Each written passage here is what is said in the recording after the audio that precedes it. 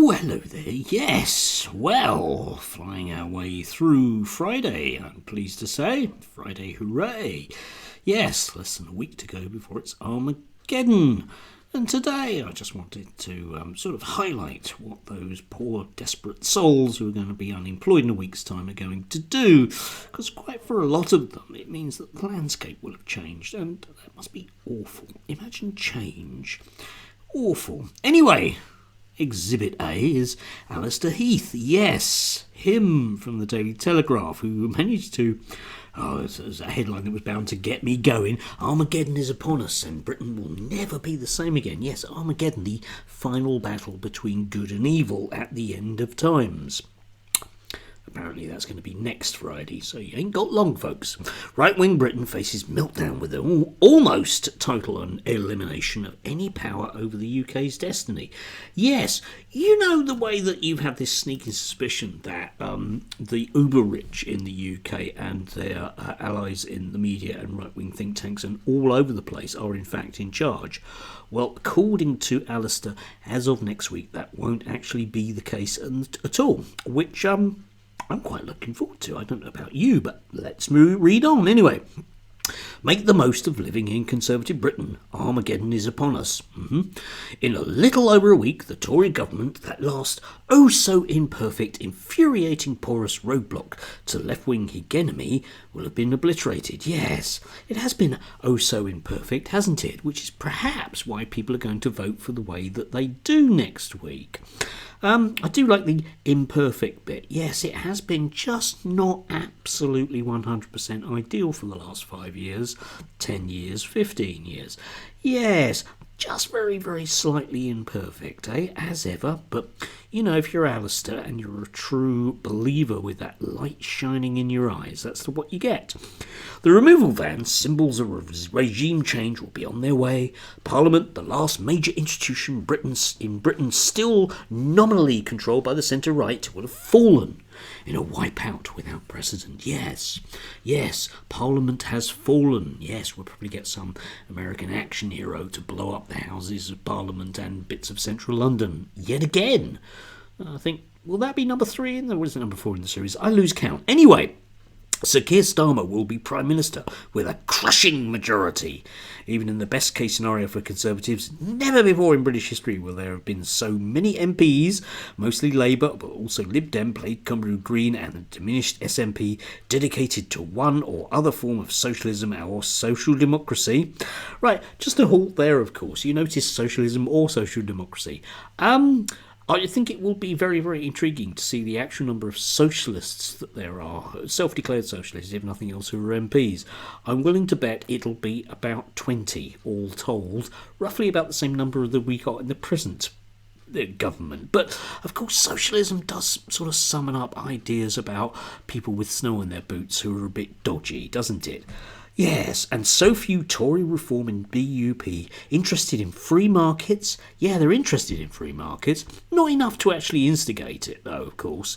You know, one of the perhaps reasons why the less than imperfect centre-right government under Boris Johnson has been less than perfect, or less than centre-right, of course, is because we have things like our water industry, who are a wealth extraction industry and very little to do with water. Free markets. Interested in them. Can't really give a flying fart if they don't exist, though. Liberty. Notice that one, okay, yeah? I do always like it when right-wingers claim to be interested in freedom, because almost invariably the next breath will be laws that they want to bring in to curtail things. Think about all the recent revolutions, say the last 100 years or so, in the world. They don't tend to have been people rising up against left-wing groups, but actually people rising up against right-wing groups. That's mostly what revolutions have been. Indeed, if you want to go back further historically, one can argue that the American, the French, etc., indeed the British Civil War, wasn't actually a right-wing thing. Okay? But that's just me being picky about history, isn't it? Cultural conservatism, yes, don't like trans people. Self-government, well, yeah, but you hate the idea of a Welsh independent Wales or an independent Scotland or indeed an independent Ireland, don't you? And other strands of centre-right thinking. Yeah, he does like calling himself centre-right in the same way that he likes calling everyone else that isn't centre-right, like him, a socialist. To add insult to injury, not every residual Tory MP will even fall into the latter category. Plenty will be uber wet, with little in common with the Conservative electorate of 2024. Nigel Farage's likely election won't make up for this calamity. Yes, indeed, there won't be some true believers there. There might just be, some people that are in the Tory party that are still vaguely have some form of conscience about them. That's realistically what that line means. The comprehensive nature and historic scale of this apocalypse of the British centre-right has yet to sink in. Yeah, except, of course, it's not really that, is it? Because we were told that it was very, very healthy that Boris Johnson had an 80-seat majority. He just managed to spaff it up the wall because he was a useless, less than perfect individual, wasn't he? Yeah, that was the issue with that particular one. And, it doesn't really matter after, after a majority of about 40 or so seats, it becomes a bit academic because the other side cannot, even with a decent-sized rebellion, do anything about it. Anyway, moving on. Even after the catastrophe of 1906, when the Tories collapsed to 150 seats, yes, those were the days, the victors were the old Liberals, who were far less statist than today's Conservatives. Yeah, which of course is where Alistair comes from. You see, if nothing else, you mustn't have the government doing anything, unless of course it's our government doing things, in which case, well, we'll come on to that in terms of us jumping up and down about it. Yes, Labour, led by another Keir, grabbed just 29 seats. The overwhelmingly Tory House of Lords, then imbued with real power, was neutered by the Parliament Act of 1911. Yes, because, it was desperately undemocratic. But Starmer will go one further. He will stuff the Lords with his army of Labour peers. Now, once again, I'm sure you're aware of an awful lot of Conservative peers who perhaps are less than wonderful people that we've had, from David Cameron's hairdresser to Boris Johnson's photographer to Sean Bailey, a man who couldn't win the mayoral election and broke the law around COVID, but magically gets a seat in the House of Lords for duties to, the Conservative Party, really. Yeah. Above and beyond what will be the most hostile parliamentary arithmetic of the democratic era, there is another reason why the election of 2024 will amount to the worst ever defeat for the forces of conservatism.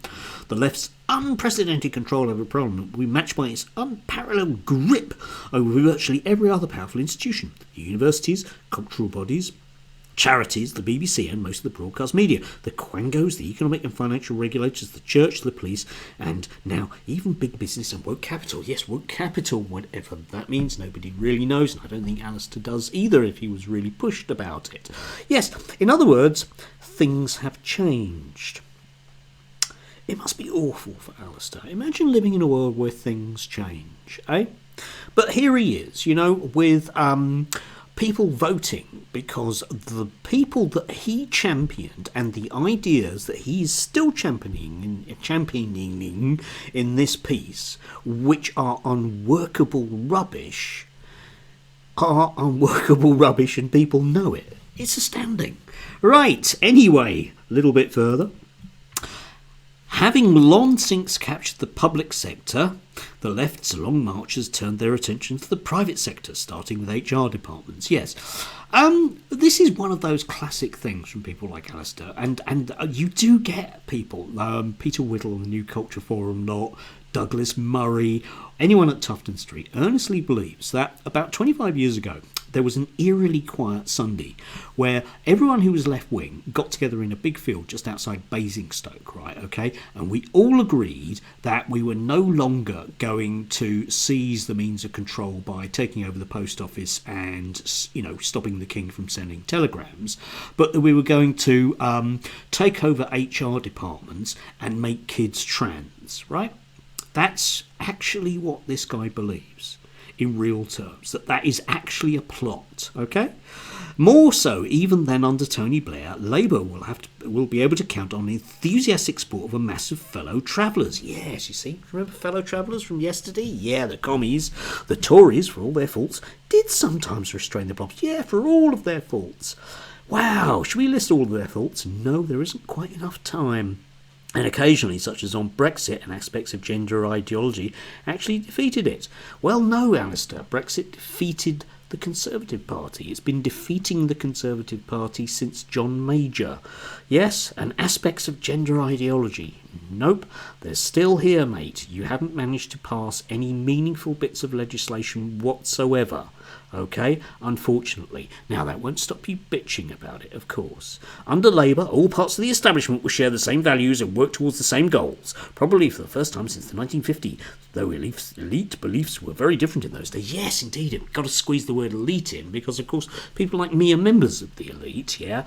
You know, we're educated and we think about things. I mean, that's astounding, isn't it? Not Alistair, of course. Well, yeah, it is Alistair, actually, but magically that doesn't apply to him, and somebody with real power who's actually on people's power lists magically isn't a member of the elite. How convenient. Yes, anyway, apparently all of us left-wingers always agree. I mean, you can notice, for example, in my videos, the way that I am always saying wonderful things about the Labour Party and never say anything bad about them whatsoever, especially Wes Streeting. Yes, Starmer will be the most powerful minister of modern times, at least until events begin to derail him. The master of all his phase in Parliament, and ideologically aligned to the courts, the blob and woke capital, there it is again, he will possess a near monopoly on political and cultural power that Thatcher and Blair couldn't have dreamt of. Except, of course, no, actually. Tony Blair was pretty much lord of all he surveyed, and certainly for the first 2 terms, so was Thatcher. It's not really particularly different. What he means, of course, is that they may well muck around slightly with the top rate of income tax, which I'm not that worried about, personally, but there again, I'm not Alistair, and I'm not his friends at Tufton Street. Coming to the end. Anyway, it's no surprise, therefore, that many on the left are feeling overexcited. This may finally be their moment. David Tennant, the Doctor Who actor, just in case you were wondering, said he wished Kemi Badenoch didn't exist anymore, and that she should shut up because of her support for women's rights. Yes. I mean, I'm sure David Tennant hasn't been saying this for the last 5 years, but magically now, in Alistair's world, he's become emboldened. Yes? Yeah. He's always felt like that because he's a thoroughly decent human being, Alistair. Human being. You know the things that do things, like voting. No, Alistair doesn't know. Anyway, certainly not about being decent. Tennant's comments sum up the modern left: hypocritical, intolerant of difference, extreme in support of their pet causes, and ecstatic at the prospects of total victory. Which is none of what David Tennant was actually saying in that speech at all, was he? He was simply saying that he didn't like the Equalities Minister not believing in equality and, as we've seen in the last 48 hours, hiding behind her skin colour to score cheap political points. But maybe that's just me being a wokeist. For activists who have worked so hard to get Labour elected, and for many of the new MPs, Starmer's landslide will be seen as a vindication of their ideas, the electorate's final repudiation of conservatism and centre-right values, and a green light for revolutionary change. Yes, I'm sure there will be lots of people in the Labour Party that will think to themselves, well, maybe that Mandelson was right. That's about as far as the revolutionary change will go. And of course now the Labour Party will, with a huge stonking majority, unfortunately not bring in PR, the one thing that I would really have wanted them to. Never mind. They will downplay the real reasons for Labour triumphs, namely Middle England's disgust, at Tory broken promises, and incompetence, and the debilitating split in the centre-right vote. Yes. Now, even if reform hadn't come along and people only had the choice to vote Conservative or extremely nasty fascist gits, The vast majority of them would still vote Conservative, and they would still be obliterated at the ballot box. Alistair, I do want to just quote him on his. If you go to his Wikipedia page, a classic quote of his on the day of the Liz Truss budget. Let's have a look at this.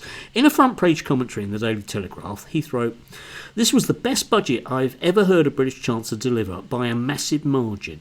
The tax cuts were so huge and bold, the language so extraordinary that at times listening to Kwesi Kwarteng, I had to pinch myself to make sure I wasn't dreaming, that I hadn't been transported to a distant land that actually believed in the economics of Milton Friedman and F.A. Hayek." Yes, because he lives in that late 1980s world whereby he's managed to convince himself that these people are the gods and that what they have to say will actually come about.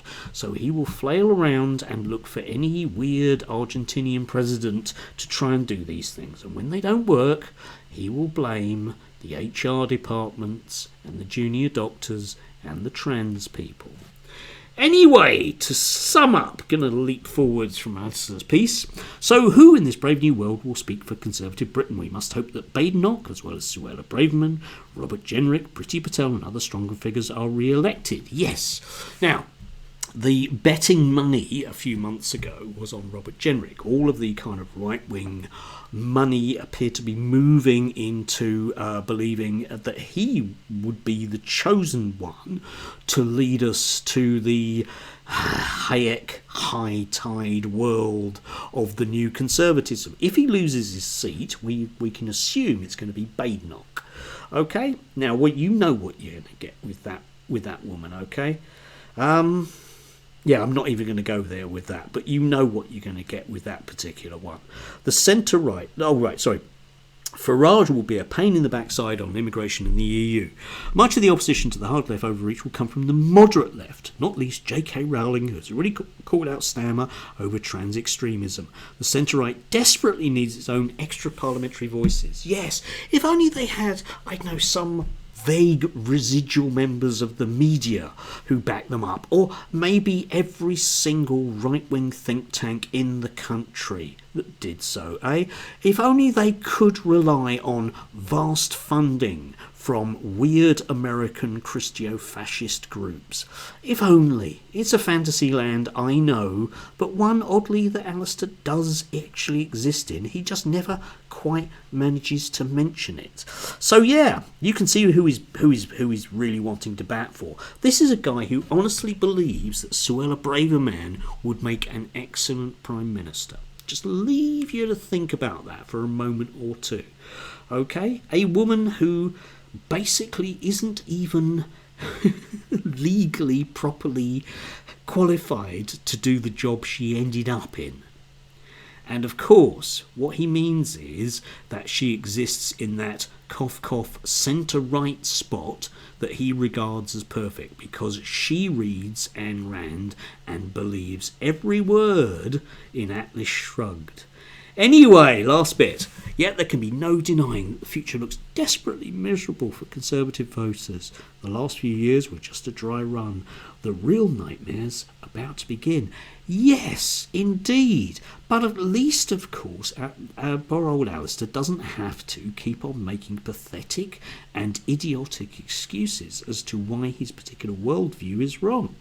Now he can point at the other lot and just have a go at it. But we know what that's going to be, okay? So we know that any marginal increase in tax on wealth will be regarded as the end of the world, and any attempts to bar groups like Sex Matters with their fairly rabid and bigoted legislation will also be seen as the same. This is what we're going to be getting from now on, and these voices are very, very loud. It doesn't look like the sale of the Telegraph is going to move the dial anywhere with these people. They're utterly divorced from any form of reality, and thank God we live in a democracy. Can you imagine if these people actually did get their own way because they wouldn't allow you to vote? Yeah? Liberty. Do have a lovely Friday, if you can. Less than a week. Ooh.